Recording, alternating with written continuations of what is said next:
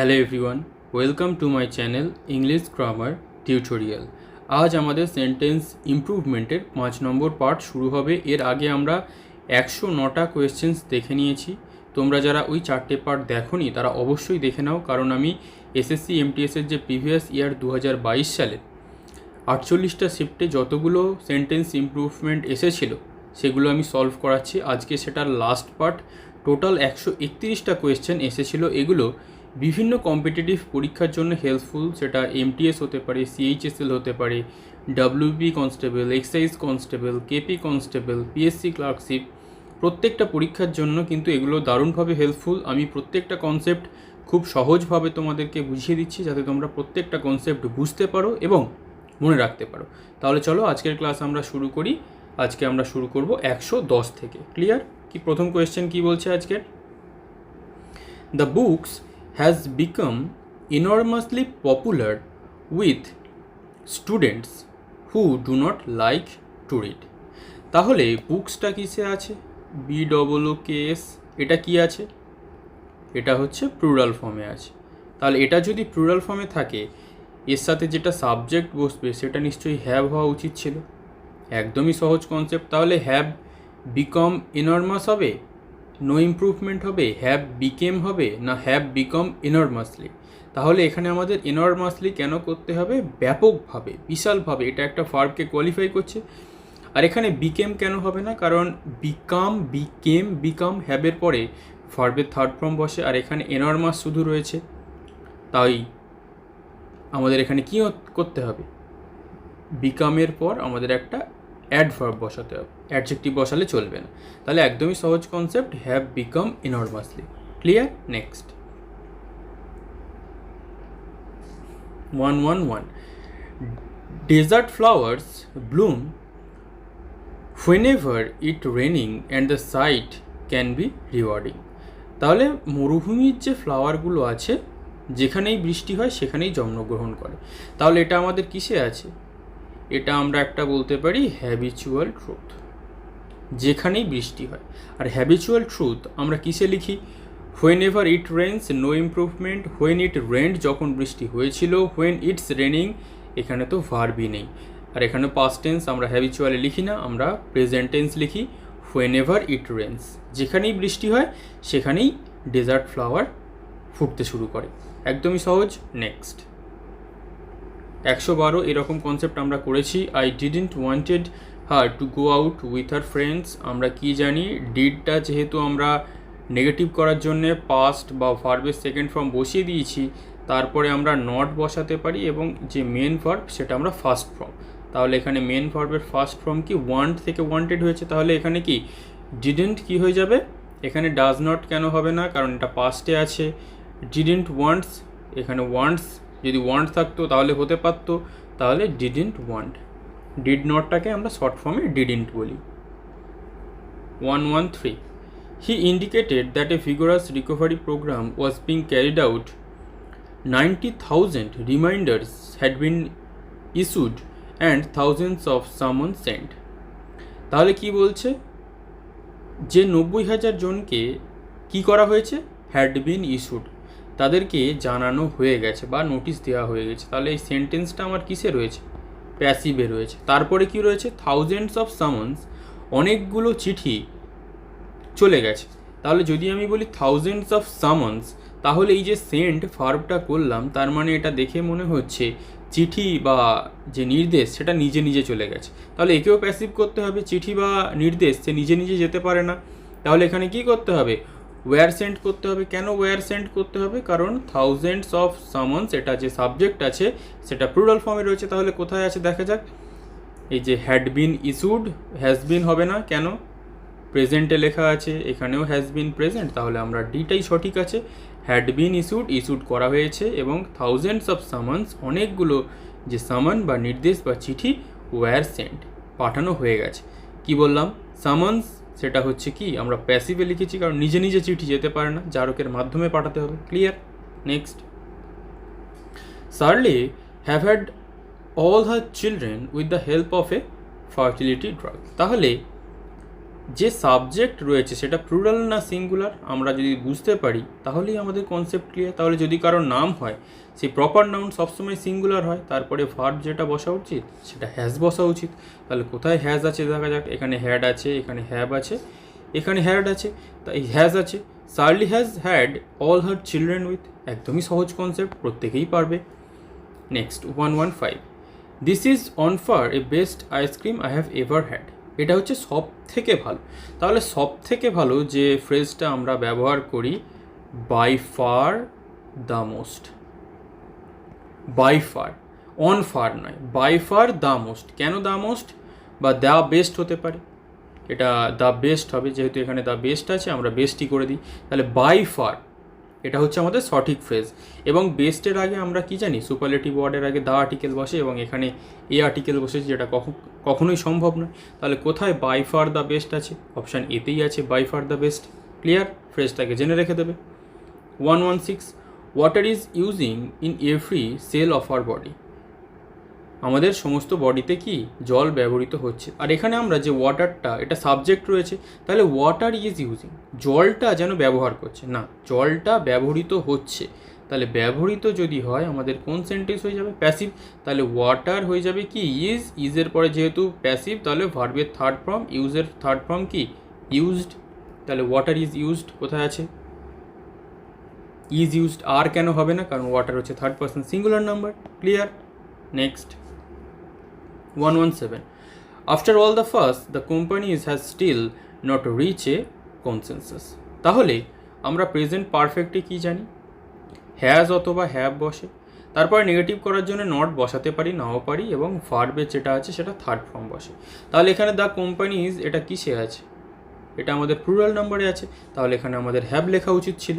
তাহলে কোথায় হ্যাভ আছে, have still not, have still to reach, had still not reach. তাহলে সঠিক উত্তর কি হ্যাভ স্টিল নট রিচড, পৌঁছতে পারেনি, ভার্বের থার্ড ফর্ম রয়ে গেছে, একদমই সঠিক ওটা। Next 118, the viewing for the Mount Everest is ক্লিয়ারার from here. তাহলে একটা হচ্ছে ভিউ ভার্ব, তাকে আমরা এখানে আইএনজি করে ভিউইং করেছি।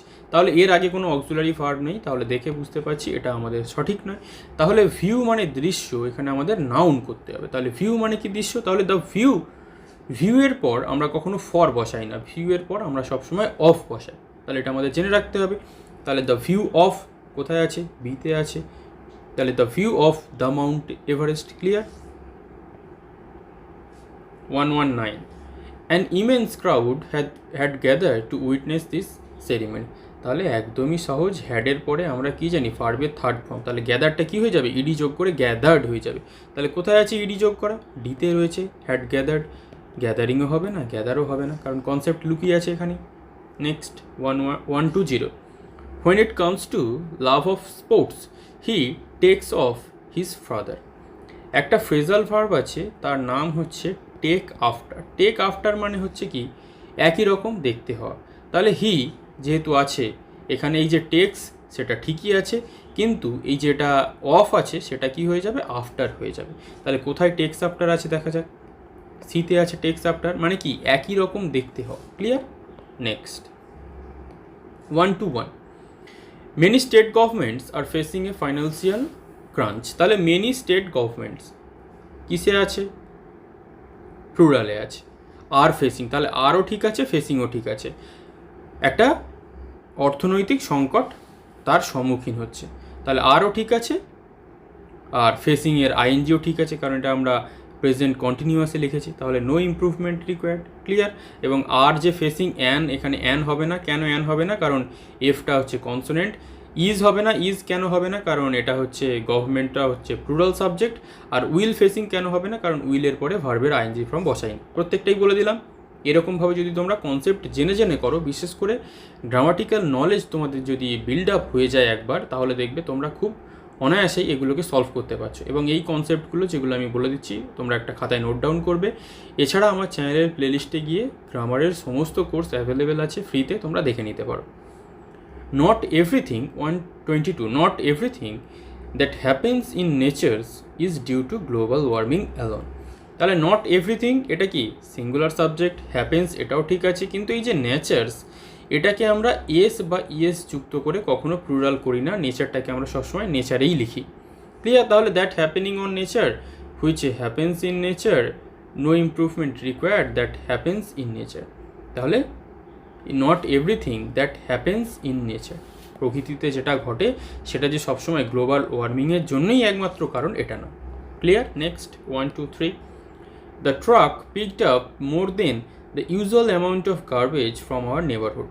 তাহলে আগে যা ট্রাকটা তুলতো তার থেকে বেশি তুলেছে, তাহলে এটা আমরা তুলনা করেছি। তাহলে যখনই আমরা তুলনা করি তখন মোরের পরে যেটা বসে সেটা দেন নয়, সেটা হচ্ছে দেন, যখন আমরা কম্পারেটিভ ডিগ্রিতে এটাকে তুলনা করি। আগে আমরা আলোচনা করেছি এসব, তাহলে কোথায় মোর দেন আছে সেটাকে আমাদের দেখতে হবে। অপশান বিতে আছে মোর দেন। Clear? Next 1 to 4, in the 90th century many new ideas about education and learning were being emerged. তাহলে emerge মানে কি? কোথাও থেকে বেরিয়ে আসা, কোনো আইডিয়া উদ্ভব হওয়া। তাহলে এই যে ওয়ারের পরে বিং আছে, এই বিংটা আমাদের এখানে কোনো প্রয়োজন নেই, কারণ এখানে আমরা পাস্ট কন্টিনিউয়াসে এটাকে আমরা কি প্যাসিভ করছি না। প্যাসিভ তো অবশ্যই করছি, তাহলে ওয়াজ এমার্জিং এটা হবে না, কারণ এটা আমাদের প্যাসিভেই করতে হবে। তাহলে এডুকেশন এমার্জড। এমার্জ ওয়ার্ডটা এমনই একটা ওয়ার্ড যার প্যাসিভ করার জন্য ওয়্যার বা ওয়াজ অক্সিলারির প্রয়োজন নেই। ওটাকে যদি আমরা নিজে থেকেই লিখে দিই তাহলেই ওটা প্যাসিভের সেন্স তৈরি করে দেয়। তাহলে এমার্জ মানে কি? কোনো নতুন আইডিয়ার উদ্ভব হওয়া। Clear? Next, I gives him some orange juice from the refrigerator. একদমই সহজ, আই সাবজেক্ট, তারপরে ভার্বের কি ফর্ম বসবে তোমরা সবাই জানো। আয়ের পরে গিভ বসে, কারণ একমাত্র he she it third person যে কোনো সিঙ্গুলার নাম্বার হলে ভার্বের সাথে এস বা ইএস যুক্ত হয়। তাহলে এখানে আমরা গিভ যদি হতো সেটা আমরা সঠিক করতে পারতাম, কিন্তু এখানে কনসেপ্ট কি বলেছে যে আমি তাকে রেফ্রিজারেটর থেকে জুস দিয়েছিলাম। তাহলে গিভের এখানে আমাদের পাস্ট ফর্ম হয়ে যাবে আই গেভ। কেন এখানে গিভস হবে না সেটা বলে দিলাম। তাহলে গিভেন কেন হবে না? কারণ এখানে হ্যাভ বা হ্যাজ অক্সিলারি ভার্বের প্রয়োগ নেই। আর গিভস কেন হবে না? কারণ আয়ের পরে ভার্বের কি ফর্ম বসে? বেস ফর্মটাই বসে যায়, এস বা ইএস যুক্ত হয় না, তাই গেভ হয়ে গেল। Clear? Next 1 to 6, he knows how bad I wanted a baby. সে জানে কত উদ্গ্রীবভাবে আমি একটা বেবি চেয়েছিলাম। তাহলে ব্যাড যেটা আছে এটা এখানে আছে অ্যাডজেক্টিভ। এখানে কি হবে? ব্যাডলি, উদ্গ্রীবভাবে, এটা অ্যাডভার্ব হয়ে যাবে। কেন?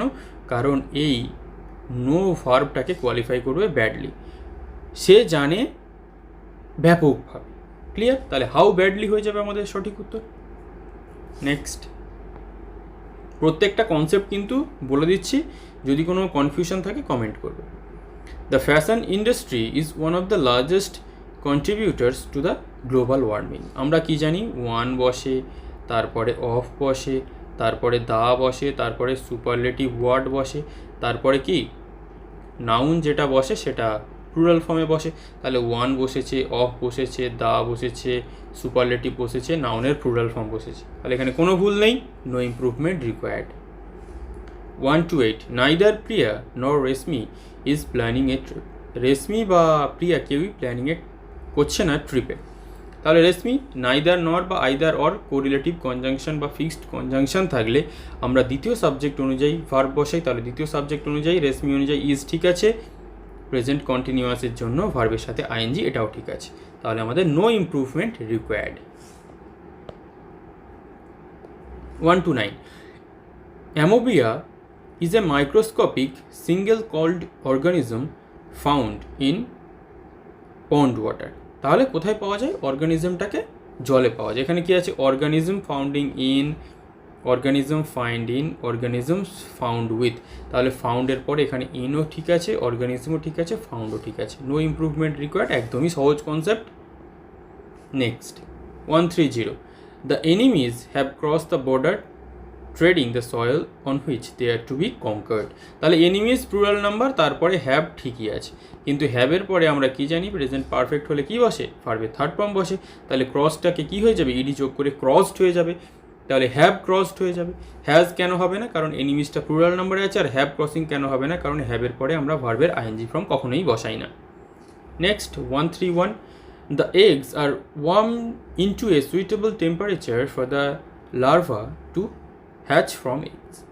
তাহলে এগগুলোকে কি একটা নির্দিষ্ট বা কোনো একটা সঠিক টেম্পারেচারে গরম করতে হয়। তাহলে আমরা কি জানি, গরম করতে হয় আর যেহেতু আছে, তারপরে কিন্তু আমরা ভার্বের কী ফর্ম বসাই, ভার্বের থার্ড ফর্ম বসাই। কেন? কারণ এটাকে আমাদের প্যাসিভ করতে হবে, কারণ এগ নিজে নিজে গরম হতে পারে না, ওকে গরম করতে হবে। তাহলে আর ওয়ার্ম, WARMED। এবং ওয়ার্ম কোনো কিছুকে কোনো তাপমাত্রায় যখন আমরা গরম করি, তারপরে আমরা সেটাকে বোঝানোর জন্য ইনটু বলি না, সেটাকে আমরা ফিক্সড প্রেপোজিশন টু বলি। ক্লিয়ার? তাহলে no improvement, are warm from, are warm to is warm that. তাহলে আর ওয়ার্ম ফর হবে না, কারণ এখানে আমরা কি বলেছি, কোনো একটা নির্দিষ্ট টেম্পারেচারে উষ্ণ করলে সেটাকে আমরা ফর বলি না, আমরা কি বলি টু, আর ওয়ার্ম টু। আর এখানে ইজ বসার তো কোনো প্রয়োজন নেই, কারণ এগসটা কি, যে সাবজেক্ট সেটা প্লুরাল ফর্মে আছে, তাই জন্য আর এখানে একদমই ঠিক আছে। ক্লিয়ার? তাহলে MTS 2022 সালের যে 131টা সেন্টেন্স ইমপ্রুভমেন্টের কোয়েশ্চেন ছিল, প্রত্যেকটা কনসেপ্ট আমি তোমাদের ইন ডিটেলে ব্যাখ্যা সহ কোথা থেকে নেওয়া হয়েছে, কী ধরনের কনসেপ্ট, প্রত্যেকটা বলে দিয়েছি। তাহলে আশা করছি এই সিরিজটা তোমাদেরকে দারুণভাবে হেল্পফুল করবে। তোমরা বিভিন্ন কম্পিটিটিভ পরীক্ষার জন্য যারা প্রস্তুতি নিচ্ছ, তাদেরকে কিন্তু এই কোয়েশ্চেনের সিরিজ দারুণভাবে হেল্পফুল করবে, এটা আমি গ্যারান্টি দিয়ে বলতে পারি। এরপরে আমরা শুরু করব ফিল ইন দ্য ব্ল্যাঙ্কস, তারপরে আমরা শুরু করব নো সাবস্টিটিউশন রিকোয়ার্ড। এগুলো আমরা ধীরে ধীরে করে নেব এবং আশা করব প্রত্যেকটা ক্লাস তোমাদের খুব ভালো লাগবে। এবং তোমাদের যদি ক্লাসটা ভালো লাগে, অবশ্যই চ্যানেলটাকে সাবস্ক্রাইব করবে, ভিডিওটাকে একবার লাইক করে দেবে, বন্ধুদের মধ্যে শেয়ার করে দেবে। তাহলে আজ এই পর্যন্তই। Thank you for watching.